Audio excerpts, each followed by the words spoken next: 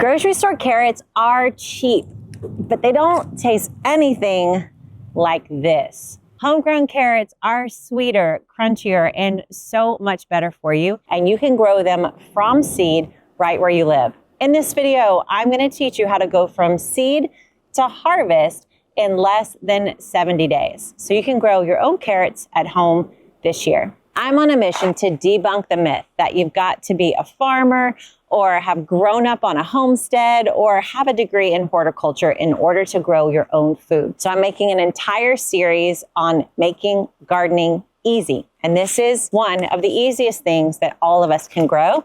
Carrots. You can watch the rest of the series after this video, but stay here, watch this video first. So carrots are one of the easiest things to grow if you get it right. And I'm going to give you the step-by-step starting with seeds. Now, all these plants that I'm covering in this Easy Gardening series and in our brand new Easy Garden kit, they all grow from seed directly planted in the soil. So directly planted means just that. You take the seed, you put it right down in the soil in your garden, and it does its whole thing right there. You don't have to buy a plant from the store. You don't have to start the seeds indoors under lights. You don't need grow mats. You don't need heat mats. You don't need all that kind of stuff. All you need is some seeds and some dirt, and you got yourself a harvest. So carrots love to be grown directly sown. They love for the seeds to go right into the soil. And pretty much all root crops are going to be this way. I've seen a couple teachers talk of beets or something indoors, but I've just found the most success from taking the seeds for all root crops and putting them right in the soil. Carrots like it when it's cool outside. They don't like super hot weather. So for those who are in a hot climate, you're going to grow carrots from October to March.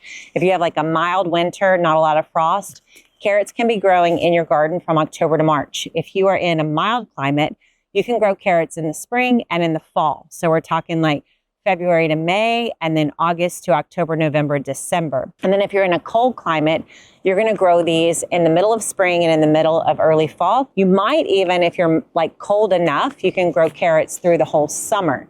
So I know like Chicago and up, you can have carrots growing in the garden from like April all the way till October. Some people like to overwinter carrots, so you can actually keep the carrots in the ground through the winter. They'll get sweeter every time there's frost. You can cover these with frost cloth or a little mini greenhouse, little glass house, and keep them going. They are frost tolerant, so they won't die if there's frost, but if it gets really rigidly cold, they're gonna stall their growth. So carrots go from seed into the soil, and I use a 3-finger rule when it comes to carrots. So 3 fingers between each seed. Now, when I used to grow carrots, at the beginning, I failed. And one of the main reasons was because I didn't take time to spread them out to start. I would go into my garden and just like toss all the seeds real fast. And then I was paying the piper for like the rest of the season. So don't do what I did. Do this instead. You want to take your seeds and you want to space them about 3 fingers apart. In this one seed package, you've got hundreds of carrot seeds, and each carrot seeds becomes this. So take a look at this carrot and you can see how about 3 fingers about covers the width of that carrot, right? So if you plant 1 seed every 3 fingers, you're going to have the perfect spacing for all your carrots. So I go ahead and space it right at the beginning. A lot of teachers say like plant a lot of carrot seeds, come back and thin them. I ain't got time for that. I'm going to be honest. And thinning also breaks my heart a little because like I'm ruining something that I worked so hard to grow. So I go ahead and take a little bit extra time now. This is the concept I call worst first. I do the worst first, and I'm just going to separate and plant the seeds 1 every 3 fingers. So you can either just use your fingers like this. You can use a seed spacing ruler to help you out. I also sometimes will use the sand method. I've talked about this a couple times. You can watch.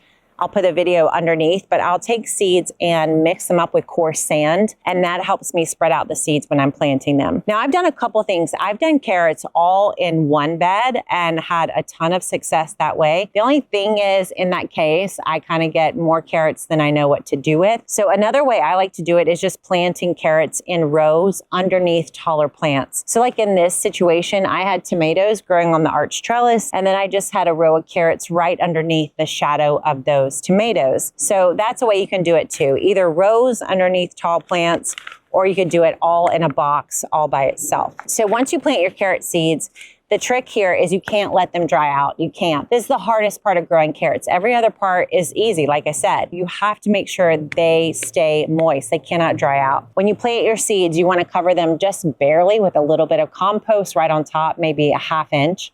And then these have to stay watered every day. So don't plant them if you don't have like a watering system or someone to help you. Don't plant them if you're going to take a trip for 2 weeks, all right? So they need to be planted when you can be at the garden and you can get out there and water every morning. I like to water them in the morning. That way they've got all that they need to make the most of the sunlight that day, and then do it again the next day. These are gonna feel like they're not coming up, all right? I'm gonna tell you right now, you're gonna hit day 7 and you're gonna think you did it wrong, but you've gotta wait till about day 14. And that's when they start to come up, and they'll have these nice little feathery tips on them. And that's a sign you've got a germination. So you want to keep things watered. This is a time where you're going to check and make sure that they're thinned out to the right space. Hopefully you did it right the first time. And then you just keep watering. That is it. Now around day 30, you want to do what I call hilling. And so sometimes what happens is a carrot gets planted and actually the root part is a little too high on the soil. And so you end up with this spindly little root here at the tip. This happens with radishes and beets as well. So you want to hill the soil to be right at the neck of the plant, right at the shoulder of the plant. That's going to protect the plant and make sure that you've got a lot of good room in the soil for the full root to develop. And that's it. That's all you got to do to tend to that carrot. Make sure it stays watered and then hill up the soil around the base. And then it's just a waiting game. You are literally just going to wait about 70 days. And at the end of 70 days, you can start testing. So what I like to do is head out to the garden and do a little finger test. Well, I'll take my finger and just go around the tip of each plant. And if I can feel the shoulders of the carrot starting to form, then I'll go ahead and pull one up to test and see if it's big enough to harvest. I try to space out my carrot harvesting because I am not a preserver. I don't do a lot of things to jar or can my produce. And so for carrots, I like to just pick a few, enjoy them in the kitchen, and then move on. Some of my favorite ways to enjoy carrots is one, just raw, like in a little crudité platter with some nice tzatziki dip. I also like to roast carrots, like just taking carrots, covering them in maybe like a little balsamic vinegar, olive oil, and it gives us this beautiful little glaze to it. I've also made carrot souffle that sweetens up the carrots and is a way to almost make it feel kind of like a sweet potato casserole kind of thing. And then probably my favorite way to use carrots is to juice them. I've juiced carrots in a blender, a Vitamix, and then I strain the juice and enjoy it that way. And I just recently got a new juicer where I literally just stick the carrots in and make the most delicious juice. So tons of ways to use carrots. And we actually have a list of recipes inside of our Easy Garden Kit. We list out 10 recipes for each plant in the Easy Garden Kit. So you'll get a bunch of ideas on how to use your carrots, not just like dipping in at ranch. You know what I mean? There's more potential for your carrots than just ranch dip. So that's it. That's how you grow your own carrots. And grocery store carrots, they're cheap, but they just don't taste that good. And they're not nearly as good for you as these carrots are that you grow yourself from seed right here in the soil. I mean, I look at this and I just think, wow, this is so cool. These are just small seeds that were planted in the garden, about 70 days ago. And now these are these cute little root crops that I can come out here, snack on, make delicious roasted vegetables with. I can turn into juice, and they're so much better for me and so much tastier too. I hope you will take this lesson and start growing your own carrots from seed. All of us can do it at least 6 months out of the year, and carrots store really well in like a root cellar or a pantry. As long as you don't wash them off, just keep them in a cool, dry place and you can keep them for a very long time. That's why they're so cheap at the grocery store. Carrots are part of the Easy Garden Kit. It includes 10 plants that all grow directly from seed planted in the garden. And they cover all the seasons, when it's cool and when it's warm. So you can get the Easy Garden Kit. You get these seeds, plus you get directions on how to build a raised bed, make the soil, how to grow each of these plants from start to finish, planting plans, recipes. It's all in the kit. So I'll link this right below this video. And I made another video all about one of the other easy plants to grow in the garden, and you can check that out right here.